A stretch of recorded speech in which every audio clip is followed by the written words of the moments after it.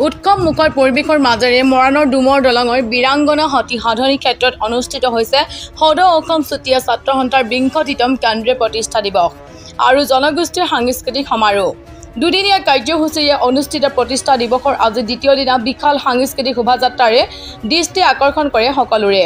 সাংস্কৃতিক শোভাযাত্ৰা চুতীয়া ছাত্ৰ সন্থাৰ কেন্দ্ৰীয় নেতৃবৃন্দৰ লগতে বিশিষ্ট অভিনেত্ৰী প্ৰীতি কংকনাই অংশগ্ৰহণ কৰে। এই সাংস্কৃতিক শোভাযাত্ৰাত চুতীয়া জনগোষ্ঠীৰ বিভিন্ন পৰম্পৰা প্ৰদৰ্শন কৰাৰ উপৰিও টাই আহোম, দেউৰী, সোণোৱাল, কছাৰী, বড়ো, মিচিং, চাহ জনগোষ্ঠীকে ধৰি বিভিন্ন জনগোষ্ঠীৰ ৬০টা সাংস্কৃতিক দলে অংশগ্ৰহণ কৰে।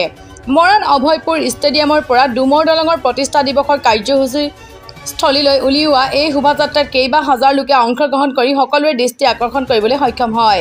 ইফালে অনুষ্ঠানত অংশগ্ৰহণ কৰি চুতীয়া ছাত্ৰ সন্থাৰ কেন্দ্ৰীয় নেতৃত্বই অসমৰ চুতীয়া জনগোষ্ঠীক শীঘ্ৰে জনজাতিকৰণৰ মৰ্যাদা প্ৰদান কৰিবলৈ দাবী জনায়।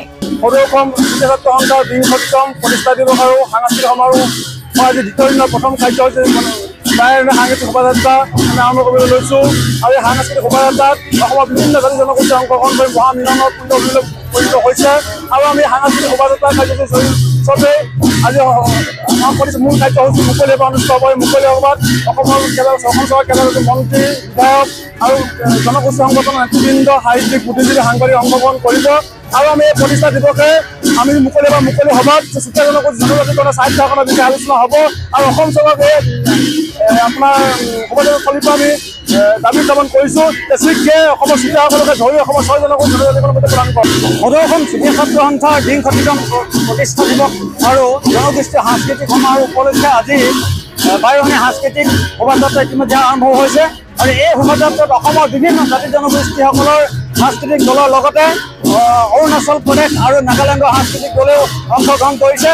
এই বৃহত্তম মৰাণ অঞ্চলটো আচলতে এক সমন্বয় স্থলীলৈ পৰিণত হৈছে, এটা সুন্দৰ পৰিৱেশে বিৰাজ কৰিছে।